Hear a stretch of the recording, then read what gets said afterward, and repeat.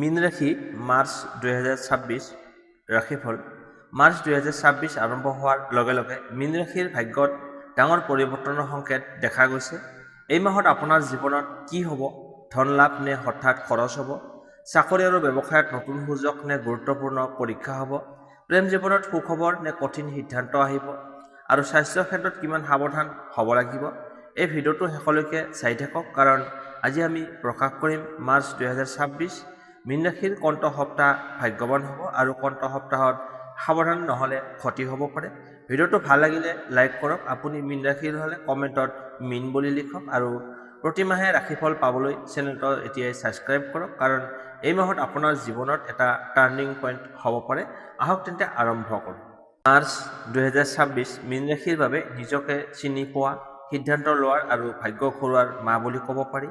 এই মাহত আপুনি যি বীজ ৰোপণ কৰিব সেই বীজৰ ফল আগন্তুক মাহবোৰত পোৱা যাব। মানে আপুনি যি কৰ্ম কৰিব সেই কৰ্মৰ ফল আগন্তুক মাহসমূহত পাই থাকিব। সেয়ে এই মাহত কৰা সিদ্ধান্ত খুব গুৰুত্বপূৰ্ণ হ'ব। চাকৰি আৰু ব্যৱসায়। মাৰ্চ 2026ত মীন ৰাশিৰ লোকৰ বাবে চাকৰি আৰু ব্যৱসায়ৰ দিশত মধ্যমীয়া ফল দেখা যায়। মাহৰ প্ৰথম সপ্তাহত কামৰ ক্ষেত্ৰত প্ৰেছাৰ বেছি হ'ব। বস্তুগত উন্নতি অলপ লাহে লাহে আহিব। উচ্চ বিষয়াৰ লগত ভুল বুজাবুজি হ'ব পাৰে, কিন্তু তৃতীয় সপ্তাহৰ পৰা নতুন সুযোগ দেখা দিব পাৰে। যিসকলে চাকৰি সলনি কৰিব বিচাৰিছে তেওঁলোকৰ বাবে মাহৰ শেষৰ দিশ শুভ হ'ব। ইণ্টাৰভিউ, ট্ৰেন্সফাৰ বা প্ৰমোচনৰ সংক্ৰান্ত ভাল খবৰ আহিব পাৰে। ব্যৱসায়ীসকলৰ বাবে পুৰণি গ্ৰাহকৰ পৰা লাভ হ'ব। নতুন গ্ৰাহক আহিবলৈ সময় লাগিব। পাৰ্টনাৰশ্বিপ ব্যৱসায়ত সাৱধানতাৰ প্ৰয়োজন। পৰামৰ্শ: এই মাহত খৰধৰ কৰি কোনো সিদ্ধান্ত নল'ব। ধন আৰু অৰ্থনৈতিক অৱস্থা। মাৰ্চ 2026ত মীন ৰাশিৰ ধন ভাগ্য মধ্যমৰ পৰা ভাললৈ গতি কৰিব।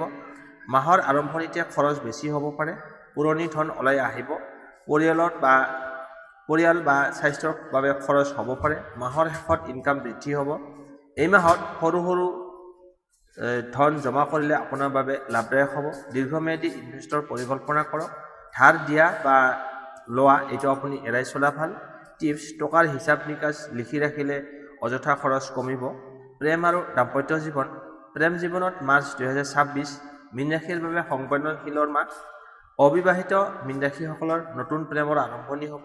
পুৰণি বন্ধুত্বৰ পৰা প্ৰেম হোৱাৰ সম্ভাৱনা আছে। মনৰ কথা ক'বলৈ সাহস লাগিব, কিন্তু অতীতৰ কথা তুলিলে সম্পৰ্ক দূৰত্ব আহিব পাৰে। গতিকে অতীতৰ কথা খুচৰি নাথাকিব। বিবাহিতসকলৰ জীৱনসংগীৰ লগত ভুল বুজাবুজি হ'ব পাৰে। কম সময় দিয়াৰ অভিযোগ পাব পাৰে আপুনি। খঙত কথা ক'লে সমস্যা বাঢ়িব। উপায়: শান্তভাৱে কথা পাতক, একেলগে সময় কটাওক। পাৰিবাৰিক জীৱনৰ ক্ষেত্ৰত এই মাহত পৰিয়ালৰ দিশত দায়িত্ব বেছি থাকিব। পিতৃ-মাতৃৰ স্বাস্থ্যক লৈ চিন্তা হ'ব। ঘৰ, মাটি, পাৰিবাৰিক আলোচনা। আত্মীয়ৰ লগত ভুল বুজাবুজি হোৱাৰ সম্ভাৱনা আছে, কিন্তু আপোনাৰ বুজাবুজি আৰু ধৈৰ্য্যই সমস্যা সমাধান কৰিব। ভাল খবৰটো হ'ল মাহৰ শেষৰ দিশত আপোনাৰ ঘৰত ভাল খবৰ আহিব পাৰে। শিক্ষা আৰু কেৰিয়াৰ। ছাত্ৰ-ছাত্ৰীসকলৰ বাবে মাৰ্চ 2026ত আপোনাৰ মন একাগ্ৰতা পৰীক্ষাৰ মাহ হ'ব। পঢ়া শুনাত মন নলগা অনুভৱ দেখা যাব। মোবাইল, ছ'চিয়েল মিডিয়াত আপোনাৰ বাধা জন্মিব পাৰে, কিন্তু যিসকলে নিয়ম মানি চলে তেওঁলোকৰ সফলতা নিশ্চিত। কম্পিটিটিভ এক্সাম, ইণ্টাৰভিউ বা ৰিজাল্ট মাহৰ শেষত ভাল দিশত উপনীত হ'ব। উপদেশ: ৰাতি সোনকালে শুব আৰু পুৱা পঢ়া আৰম্ভ কৰিব। স্বাস্থ্যৰ ক্ষেত্ৰত এই মাহত মীন ৰাশিয়ে সাৱধান হ'ব লাগিব। মানসিক চাপ, টোপনিৰ সমস্যা, গেছ, এচিডিটি, পেটৰ সমস্যা, পুৰণি ৰোগ উভতি আহিব পাৰে। উপকাৰী অভ্যাস: প্ৰাণায়াম কৰক, হালধীয়া পানী গ্ৰহণ কৰক, তেল মছলাযুক্ত খাদ্য কমাই দিয়ক, নিয়মিত হাঁহি ধেমালি কৰক। শুভ দিন আৰু সাৱধান দিন। শুভ দিন হৈছে 6, 11, 18, 24 আৰু 29 মাৰ্চ। সাৱধান দিন 3, 9, 15 আৰু 21 মাৰ্চ। উপায়: বৃহস্পতিবাৰে হালধীয়া বস্তু দান কৰক। ওম নমঃ শিৱায় এই মন্ত্ৰটো জপ কৰক প্ৰতিদিনে 21 বাৰকৈ। গৰীব ব্যক্তিক খাদ্য হিচাপে দান কৰক। পানীৰ লগত সম্পৰ্ক ৰাখক, যেনে নদী বা গছত পানী দিয়া, এইবিলাক আপুনি কৰিব পাৰে। মাতৰ মূল কথা: আপোনাৰ শান্ত মন প্লাছ সঠিক সিদ্ধান্ত সমান সফলতা। মাৰ্চ 2026ত আপুনি নিজকে নিয়ন্ত্ৰণ কৰিব পাৰিলে এই মাহত আপোনাৰ বাবে ভৱিষ্যত গঢ়াত শক্তিশালী আৰম্ভণি হ'ব।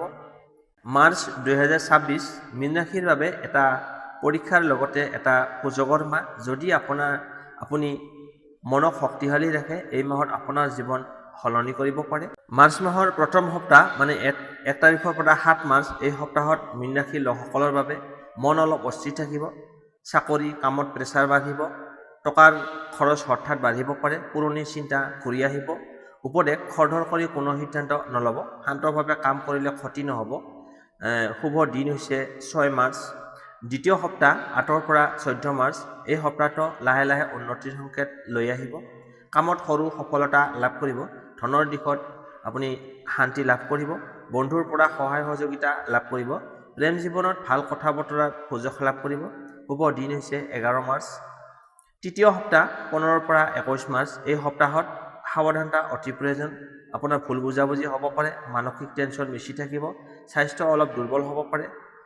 বিশেষকৈ 15 আৰু 21 মাৰ্চ, ডাঙৰ সিদ্ধান্ত লোৱাত এৰাই চলক। বিশ্ৰাম আৰু ধ্যান উপকাৰী হ'ব আপোনাৰ কাৰণে। তাৰপিছত হৈছে শেষৰটো সপ্তাহ, চতুৰ্থ সপ্তাহটো হৈছে 22 মাৰ্চৰ পৰা 31 মাৰ্চ। এই সময়ছোৱাত আপোনাৰ মাৰ্চ মাহত আটাইতকৈ ডাঙৰ ভাল খবৰ আছে, ভাল সময়। কামত প্ৰশংসা লাভ কৰিবলৈ সক্ষম হ'ব। ধন লাভৰ যোগ আছে এই শেষৰ সপ্তাহত। তাৰপিছত হৈছে পৰিয়ালৰ বাবে সুখবৰ, কিবা ভাল খবৰ আহিব পাৰে আপোনাৰ পৰিয়ালত। নতুন পৰিকল্পনা আৰম্ভ কৰিব পাৰে। শুভ দিন হৈছে 24 তাৰিখ আৰু 29, এই 2টা তাৰিখ আপোনাৰ বাবে শেষৰ সপ্তাহত আটাইতকৈ ভাল হ'ব। আৰম্ভণিতে টেনশ্যন থাকিব, কিন্তু মাজভাগত সুযোগ আহিব আৰু শেষৰ দিশত সফলতা লাভ কৰিবলৈ সক্ষম হ'ব। এতিয়া আহিছোঁ শিক্ষাৰ ক্ষেত্ৰত।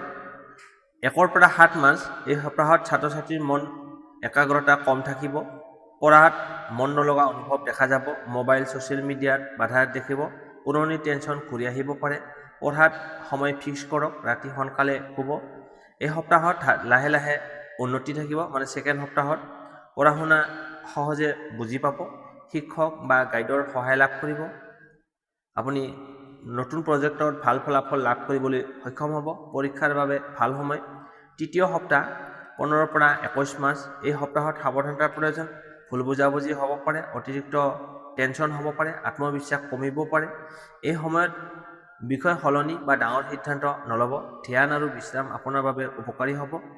চতুৰ্থ সপ্তাহ 22 পৰা 31 মাৰ্চ, এই সপ্তাহটো মাৰ্চ মাহৰ সৰ্বশ্ৰেষ্ঠ শিক্ষাৰ সময় বুলি ক'ব পাৰি।